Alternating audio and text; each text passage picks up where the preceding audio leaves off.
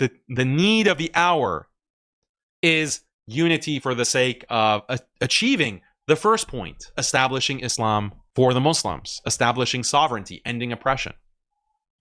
These are the only 2 points, and you have this entire Dawah mafia, this Wahhabi infiltrated Dawah infrastructure, all of these debaters that you thought were only concerned about, debating the Trinity with Christians, all of them come out of the woodwork, and they want to suppress that. They want to shut that down.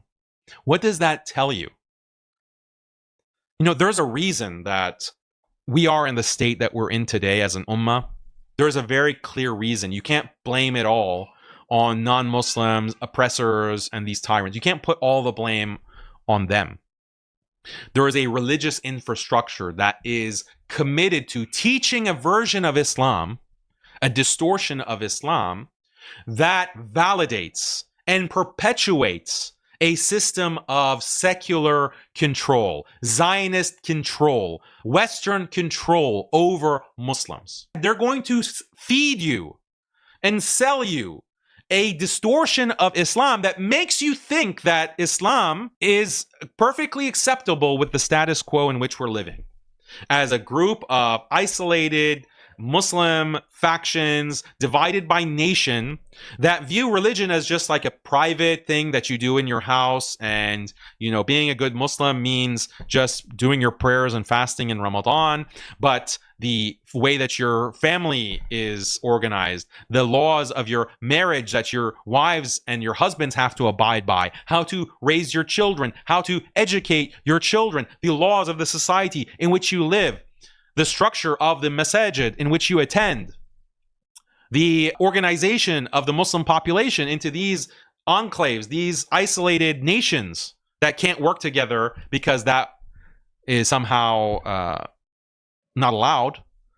That status quo, which we've been suffering from for over 200 years, that status quo has to remain. You have to accept that, and Islam is perfectly fine with that.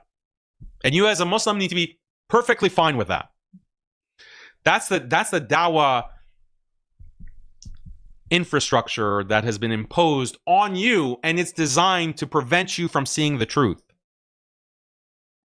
It's designed so that when someone like me comes along and says, hey guys, we have to change things at a deep level. We have to fix this problem and get back to what Islam actually teaches, which is not that complicated and which is not that hard to see. It's not hard to extract from the Quran and Sunnah these 2 messages that I keep repeating to you. Establish Islam, unify with all Muslims together. This is very clear, and I've many times shown you all the ayat, shown you all the hadith, explained from the seerah.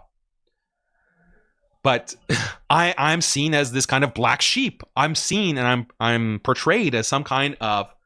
There's not a single word and slur that they haven't used against me. There hasn't been a smear that they haven't used against me.